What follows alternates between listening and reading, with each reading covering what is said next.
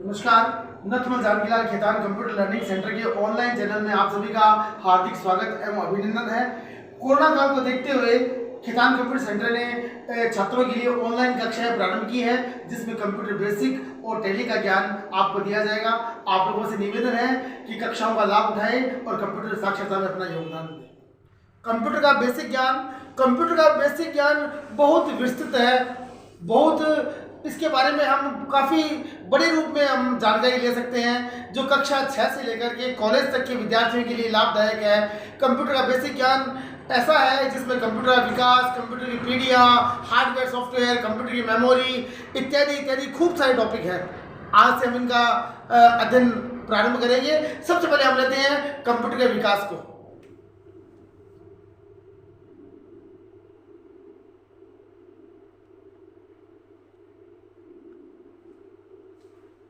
Computer का विकास आज का हमारा टॉपिक है। कंप्यूटर का विकास। कंप्यूटर का विकास कैसे हुआ? आज हम जो कंप्यूटर यूज में ले रहे हैं, जो काम में ले रहे हैं, वो इतने छोटे रूप में है और इतनी तीव्र गति से वर्क कर रहा है कि हम जिसकी कल्पना नहीं कर सकते। कंप्यूटर की मेमोरी बहुत अधिक है, स्टोरेज बहुत ज़्यादा है। लेकिन क्या कभी कंप्यूटर जब उत्पन्न हुआ था, जब आया था, ये लॉन्च हुआ था, ऐसा ही था? ऐसा बिल्कुल नहीं है। कंप्यूटर जब प्रारंभ में आया था आज से 3000 वर्ष पूर्व, इसकी स्ट्रक्चर, इसकी कार्य पद्धति बिल्कुल डिफरेंट थी, बिल्कुल अलग थी। धीरे धीरे समय के अकॉर्डिंग इसमें परिवर्तन होता गया, इसमें विकास होता गया और आज हम कंप्यूटर को जो यूज में ले रहे हैं, अत्यंत नई तकनीक का कंप्यूटर है। कंप्यूटर का विकास सबसे पहले 3000 वर्ष पूर्व कंप्यूटर आया था। 3000 वर्ष पूर्व कैसे आया?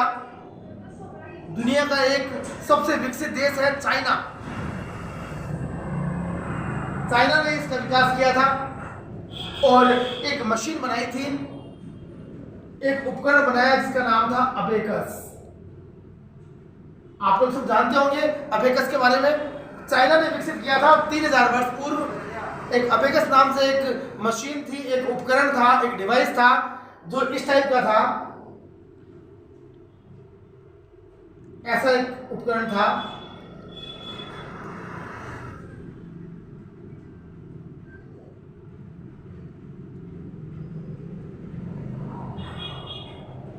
इस उपकरण में एक लकड़ी का फ्रेम था। लकड़ी के फ्रेम में लोहे के तार थे। लोहे के तार के मध्य बीड पिरोए हुए थे। बीड क्या होते हैं? पक्की मिट्टी की गोल टुकड़े, पक्की मिट्टी की गोल गोलाकार आकृति, गीटियां, वो इसके बीच में तारों के मध्य पिरोए होते हैं। और इसके दो भाग होते हैं। एक भाग में तारों में दो गीटियां हैं, दो बीड हैं, और एक भाग में 5 बीड है। जहां दो बीड है उनका मान 5 है, और जहां 5 बीड है उनका मान 1 है।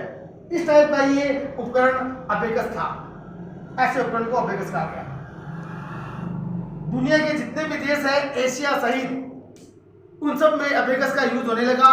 जोड़ बाकी जैसी गणनाएं अबेकस के माध्यम से होने लगी। ये था अबेकस।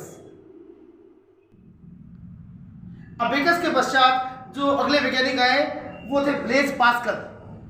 अब ये जो ब्लेज पास्कल आए, ये कब आए? 17वीं शताब्दी में। और ये थे फ्रांस के।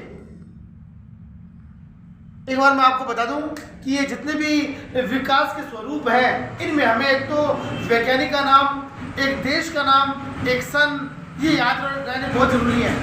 आज हम किसी भी कंप्यूटर एग्जाम को फाइट करते हैं, किसी भी एग्जाम में बैठते हैं, तो हमें वैज्ञानिक का नाम, देश का नाम, सन और उसने कौन सी मशीन बनाई, ये पता होना चाहिए।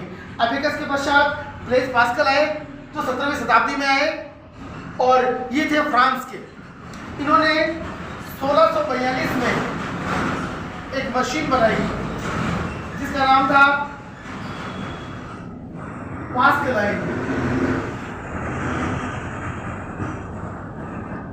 ब्लेज पास्कल ने, जो फ्रांस के थे, 1642 में एक मशीन बनाई जिसका नाम था पास्कल।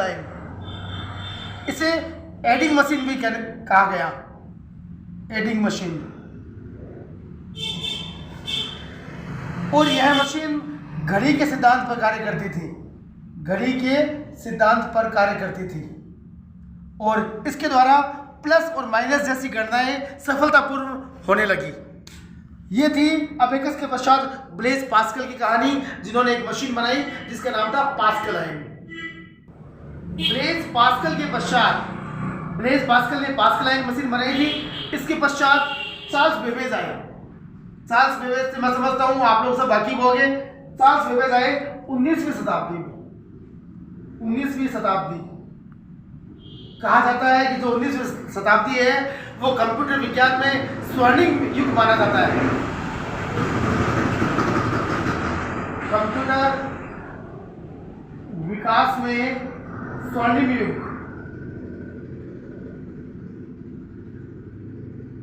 स्वर्णिम युग वो होता है जो किसी के लिए अमूल चूल महत्वपूर्ण परिवर्तन करता है। ऐसा युग स्वर्णिम युग माना जाता है कंप्यूटर विकास में। ये जो 19वीं शताब्दी है वो कंप्यूटर विकास में स्वर्णिम युग है, जिसके अंदर ये चार्ल्स बेबेज आए। ये ब्रिटिश वैज्ञानिक थे, ब्रिटिश वैज्ञानिक।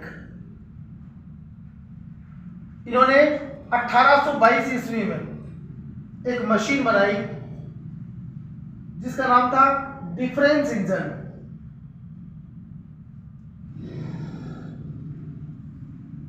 जो चार्ल्स बेबेज थे ब्रिटिश वैज्ञानिक थे। 1822 ईस्वी में इन्होंने एक मशीन बनाई जिसका नाम था डिफरेंस इंजन। और यह इंजन किस टाइप का था? यह इंजन इस टाइप का था जिसमें गियर लगे हुए थे, गियर व सॉफ्ट लगे थे। इस मशीन में ये जो डिफरेंस इंजन था इसमें लगे हुए थे गियर और सॉफ्ट। और ये जो मशीन चलती थी वो भाप से चलती थी।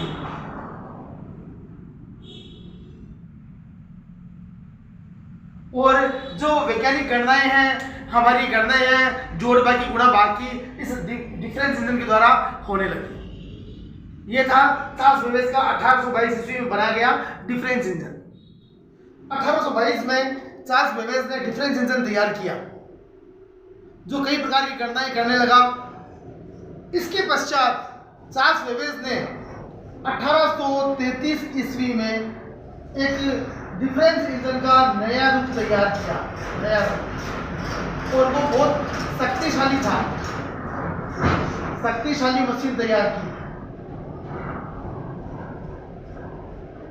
1833 में चार्ल्स बेबेज ने डिफरेंस इंजन का नया रूप तैयार किया, एक शक्तिशाली मशीन तैयार की जिसका नाम था एनालिटिकल इंजन।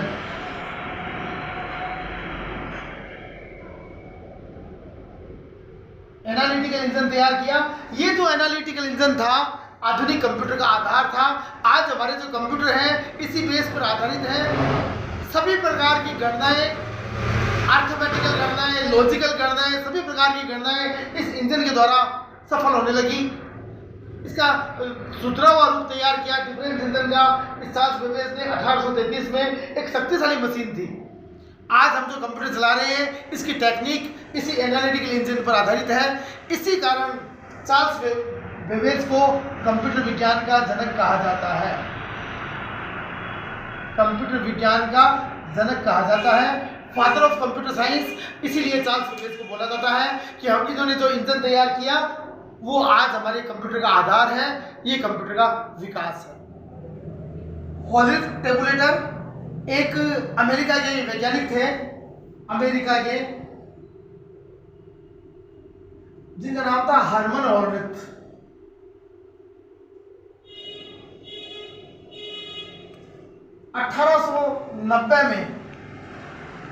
1890 से पूर्व अमेरिका में एक इस टाइप की घटना हुई, महत्वपूर्ण घटना हुई कि वहां जनगणना का कार्य किया गया।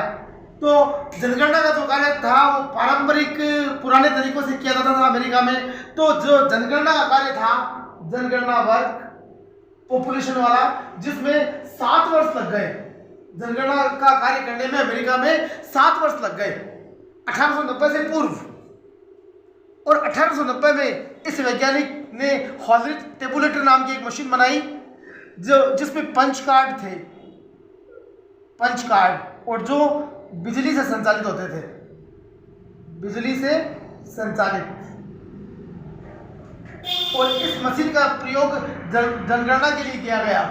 प्रयोग किया गया जनगणना के लिए अमेरिका में। इसका प्रयोग करने के पश्चात जो जनगणना हुई अमेरिका में, उसमें मात्र 3 वर्ष लगे। 3 वर्ष। इस मशीन में पंच कार्ड थे और जो बिजली से संचालित होते थे पंच कार्ड, इसका प्रयोग होने लगा।